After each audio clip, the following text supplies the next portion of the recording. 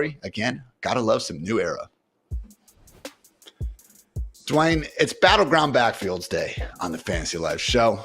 What a freaking time to be alive. We got 8 different situations to go through, something like that, maybe 6. Who can really know for sure at this point? But starting things off, we got to talk about one of our favorite, and by favorite, I mean least favorite people in the NFL, Arthur Smith's backfield over in Pittsburgh. We got Najee Harris, we got Jaylen Warren, we got maybe Cordero Patterson. What did you see out of this group in the preseason? And accordingly, what are we expecting in 2024? Yeah, so Arthur Smith is a wild card. I'm glad that we're just starting here. Like he's a guy that catches strays pretty much every show. And when we're not talking about Arthur Smith, we're talking about Arthur Smith. But yeah, when you look at Najee and Jaylen Warren, we also have CPAT. We have one of your all-time faves. You are the Cordero Patterson fan club leader, after all. I do think that all 3 guys are going to be in the mix.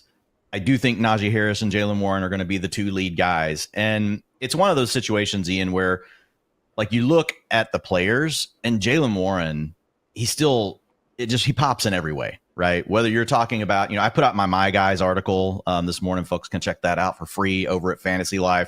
But this is just, one of the most efficient running backs in the NFL. And whenever you look at what he can do on a per touch basis, it's still hard to not get excited, even though we know Arthur Smith could just be completely unwilling to use him, or he might get CPAT more involved than what we would think. But just if you look at, Jaylen Warren last year, Ian, PFF run grade was 85.3. And so this is a minimum of 150 attempts. That was 11 out of 37 running backs that qualified. Missed tackles forced per attempt, 35.7%, number 1 out of 37 backs that qualified.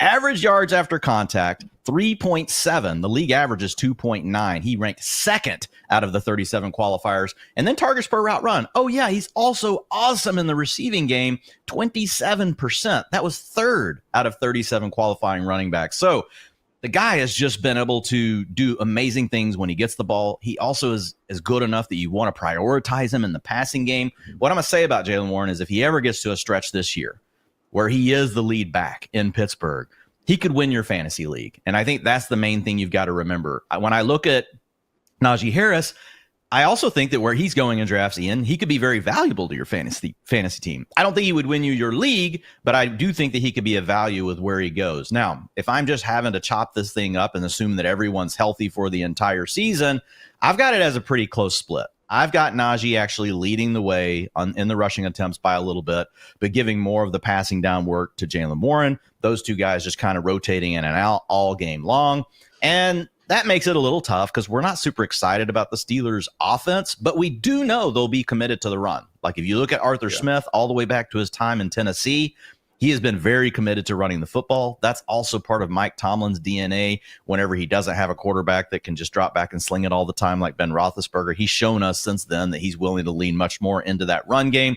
We know we've got the quarterback challenges. So I do think if we look at all the teams that don't have an Anthony Richardson, because Russell Wilson's not that level. Now they might end up with an Anthony Richardson. They might get Justin Fields onto the field at some point. But I think this will be one of the teams that ends up running the ball maybe like the 5th or 6th most in the league, maybe 4th most. I think they're going to be one of the highest, total team attempts as far as rushing attempts go. So I think there is enough to go around, but I think this is really more of a split. But when I'm drafting, I got to be honest, and I've drafted a ton of teams. I'm 80% Jaylen Warren and 20% Najee, across all those drafts that I've done, just because I think his upside's so much higher.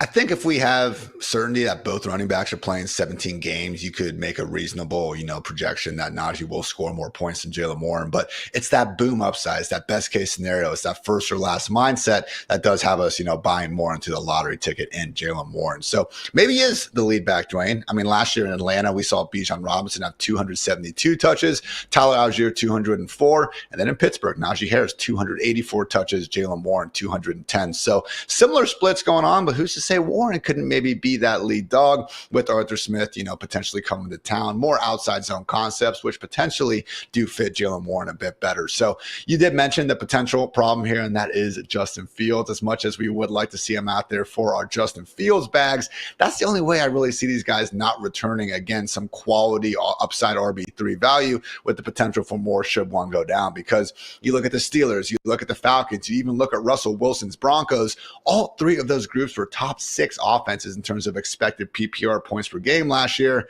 The Bears, they were, I think, bottom 3, bottom 4. And we see them with the Eagles. We see them with the Ravens. Teams with those mobile quarterbacks who are scrambling instead of checking down. And again, factor into the equation near the goal line. Just not exactly a recipe for fantasy success. So Jaylen Warren is our preferred pick out of Pittsburgh. Dwayne, the only, again, just thing holding him back is if something happens to Najee or something happens to Jalen and CPAT actually does have a bigger role than expected. Yeah. That's the one problem, man, because we did see signs of that in the preseason. Yeah, and that wouldn't surprise us because it's Arthur Smith. And that's the one thing that you've got to remember. I thought about that one, and you and I have talked about it a lot on the live draft streams that we've done, and folks can go check those out. Like, we put them up. They're $300 drafts. You can see what's happening from all the different positions that we draft from. But Ian and I really, in those, we talk through the players, but we talk a lot about strategy as well. So be sure to check them out. But we've talked about these players, specifically. And I know at one point you were pretty worried about CPAT. But like, the more we sat there and thought about it and looked at the fact that Arthur Smith did have CPAT last year, right? And he didn't really get him involved. Now, we never saw a stretch of games where we were missing Bijan Robinson or Tyler Algier to see would he then let CPAT step up. But we are talking about an older player. They do value him as the guy handling the kick returns, right? And probably doing, I don't know if he'll do any of the punt work. We know he's going to get all the kick return work. I'm really interested in seeing him in this new format and what that looks like. So I don't know. I still feel like if either one of the other guys went down, their roles will expand. I do think CPAT's role expands, but I think the other guys would also get a little bit more work as well. And again, I'm the most confident with Jaylen Warren because I think he has an every down skill set. Najee has an every down skill set, quote unquote, but like, he's not electric in the passing game. And the one other thing the Steelers, when I think about him, it's like, okay, you've got George Pickens, and then what? Like, we don't know. Like, you're hoping Roman Wilson, who hasn't even practiced, right? It's going to be a while before Roman Wilson would be anything as a rookie. You got Van Jefferson slotted to play all those snaps outside. I mean, we got Pat Freiermuth, who you don't even want to put on the field. Like, you're giving the guy like 50% route participation. So I feel like Jaylen Warren, like, is honestly like the sneakiest way to get some underneath stuff going in the passing game. So, but I will say that's where CPAT could also be good too. I mean, the guy was a wide receiver coming out of college, and then they ended up transitioning him over to running back. So I agree with you. It's not enough, though, to scare me off of those guys, but it could dampen their ceiling case scenario if they decided to give CPAT 30% of the work if one of them went down. CPAT, just 59 touches in 14 games last season, so shouldn't be this 1A, 1B, 1C situation. But yeah, it could potentially just lower the handcuff ceiling just a little bit there. So we're not trying to slander Najee. I thought he honestly probably looked the best he has since entering the NFL, or at least since his rookie season last year out there. But it's more so Jaylen Warren just being that freaking good. Really does look like he's, Najee on 2-time speed out there when he is doing his thing. So good stuff there, Dwayne. Another backfield that has some new parties involved is residing in Nashville, the Tennessee Titans. Tony Pollard, Tajay Spears. We've heard from Callahan. We've heard from Holtz. Really the entire offseason, constant drumbeat of these running backs being essentially co-starters and interchangeable. Are you buying it based on what we've seen in the preseason? Yeah, I absolutely am. It's really interesting, though, because in drafts right now, you get to see these real-time adjustments happen. Tajay Spears is falling down draft boards, and Tony Pollard's moving up. Why? Because he scored 1 touchdown when they decided to put him in a preseason game. And guess what? The game before, when they started them, which was game 1 of the preseason, they all rested in game 2. It was Tajay Spears getting that carry. Right. So some of this has come down to luck of when the players have been on the field. And the coaches may have just wanted to see Tony Pollard in that situation because Tajay Spears, guess what, guys? Go back and watch it. Already made a sweet cutback down at the goal line where the whole right side of the offensive line was bottled up. He makes just a smooth cut to the backside, smooth sailing straight in the end zone to score a touchdown. So both of these guys are capable. What I'm going to say, though, Ian, is the way this preseason utilization has come down, if you look at it on the surface, it's 58% of the snaps to Tony Pollard, 42% to Tajay Spears. That would seem like, oh man, Tony Pollard actually is the 1A. And we've got, Tajay Spears sitting here as a 1B, maybe even like a high 2A. But then once you dig into it, like you see those drives that Tony Pollard took, and it's fine. Giving Pollard a slide edge is fine because he's the first back that's getting on the field.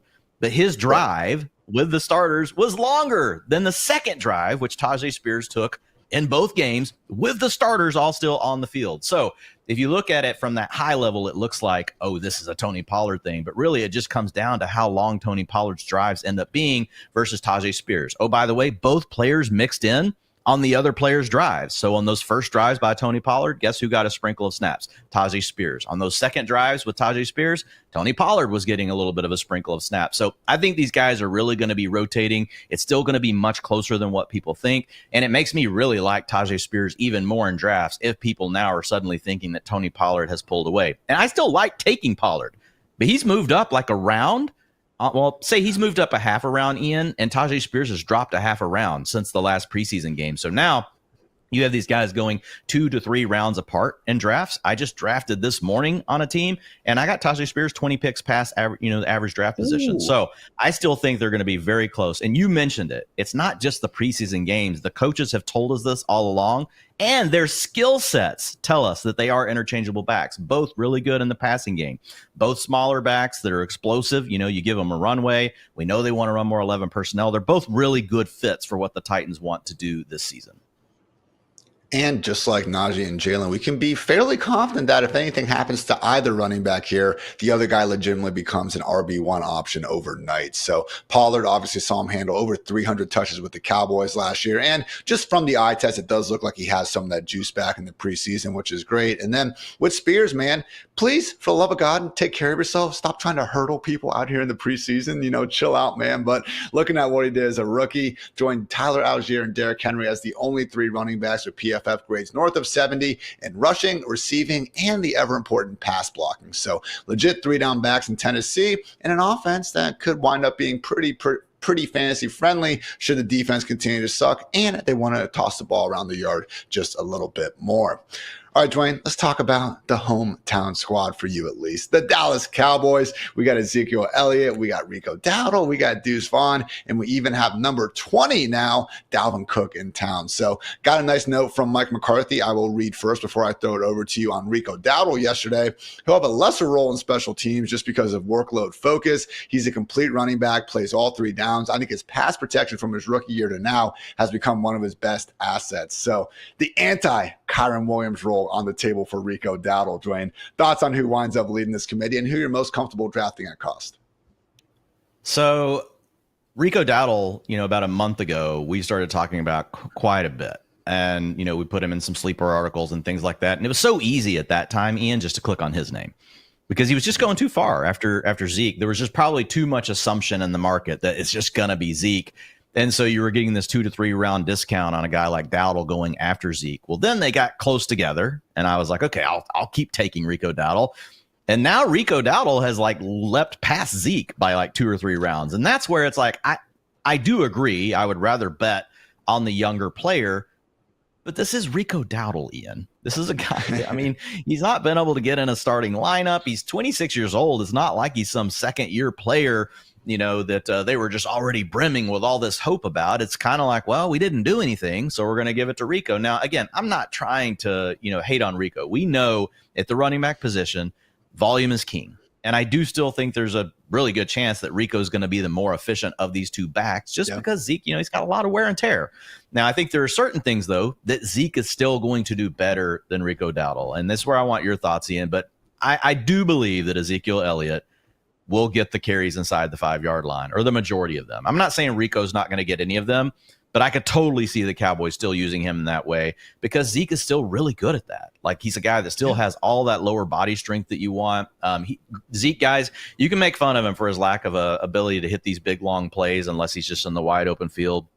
But when it comes to power, when it comes to vision, when it comes to, getting skinny through the hole, Zeke still does all of those things, really almost as good as anyone else in the NFL. And so I think they're going to use that when they get down inside the 5-yard line. I think he's going to get a lot of those carries. I think there's also a chance, Ian, that Zeke gets on the field more on passing downs because they're going to trust him in pass protection. We saw this in the past where we were just like, how is Tony Pollard not on the field for passing downs? And it was Zeke all those years. So now we have a situation in Dallas where all we have is CeeDee Lamb. And we have we like Ferguson as well, but there's opportunity here for these backs to pick up some targets. So what I'm going to say is I still prefer Rico Dowdle in a vacuum, but I think that now Zeke is the one that's getting underpriced, and he's the guy that I've been clicking on a little bit more in drafts. So essentially this is me copping out of saying I'll just take the cheaper one, but it is the Cowboys. So I want to hear your thoughts, though, on Zeke and that role that I just outlined.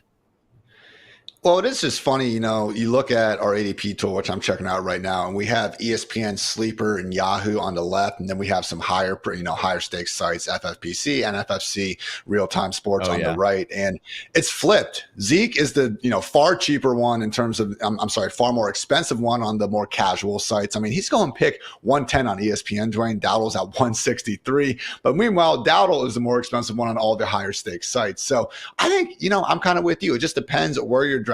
And when we have this uncertainty, just give me the cheaper guy, because it does seem unlikely that we see either party just completely take control of this backfield. And that's not even before we consider if Dalvin Cook could actually come in and carve out a few carries, which isn't necessarily going to happen. He's on the practice squad for a reason. But I'm with you, man, because as much as Zeke has not been good, I mean, 43rd in rushing yards over expected over these past 2 seasons. The last time we saw him in Dallas, he was only averaging 3.8 yards per carry, and that was with a better addition of an offensive line than we're likely going to see with the Cowboys this year. But when we do look at Zeke and we remove that $90 million contract he was, working under, I think it's a lot easier to appreciate his skill set, what he can do as a short yardage hammer, and obviously in pass pro as well. So look, when I can get Rico Dowdle literally in the last round of ESPN drafts, as I did in Mrs. Hartitz's company draft last night, felt good about that one. Yeah, sign me up for it. But yeah, Dwayne, once Zeke is the one starting to fall into the 140s or so, I'm cool with that as well. So I'm with you where I don't want to be a complete cop out here. But at the same time, it's a Cowboys offense that's ranked 10th and 9th in expected RB PPR points per game these last 2 years. Perennial top tier scoring offense as long as Dak Prescott has been healthy. Maybe the answer to which cheap running back to take is just yes. Yeah, and here's the other thing I will say, because of the point you just brought up about their backfield and how fruitful it's been for fantasy. If they're that spread apart, there's no problem taking 2. There's no problem taking them both and seeing what happens week 1. And it might just be a complete mess where you're just forced to drop one of them and just hold on to one and hope that maybe you get some clarity. But if we do somehow come out week 1 and it doesn't really matter which one, but one of them is the clear leader of the backfield, getting 65% of the work, you're going to want them on your fantasy team, and then you can cut the other one. It's not like you're having to pay a premium pick for these 2 players. So it is one of the backfields, Ian, that I would be willing to take both of the players and see what happens, especially if you started your, fantasy draft off. Let's say you took a wide receiver, first, and then you come back and the running backs you wanted were gone again. So you took another wide receiver, and then maybe you did grab your first running back in round 3, but then you had to wait again because people just kept taking all the names you wanted. You took value at other spots. I think in those scenarios, you want to start targeting in on some of these on these teams where you could get both of the backs, but we like the team. You don't just want to do that with anyone. It's the Cowboys. I don't mind doing it with 2 of the Dolphins backs like Mostert and Jalen Wright. Like, I'm willing to with certain teams, and the Cowboys are certainly one of those, Ian. It is a great point in terms of that, really the first couple rounds of roster construction, setting the basis for what running backs you want to necessarily attack later. We did a draft yesterday, Dwayne. We went superhero RB. We got Devin Achane, Jahmyr Gibbs with our first 2 picks. So guess what? They're locked into our RB1 and RB2 spots. So when it comes time to start looking at these running backs, going outside the top 120 picks, we were more willing to take, a flyer on guys like Blake Corum and Trey Benson and more pure handcuffs. Meanwhile, if we only have one and we're actively looking for someone that we can start during the early weeks of the season, that's when Rico Dowdle, when Chuba Hubbard, when maybe Jerome Ford, Jaleel McLaughlin become a bit more in play. So again, let those early rounds really help you, set the just precedent for what you're going to do in the rest of your draft. And you can check out those drafts Wayne and I did on our, Fantasy Life YouTube page. So more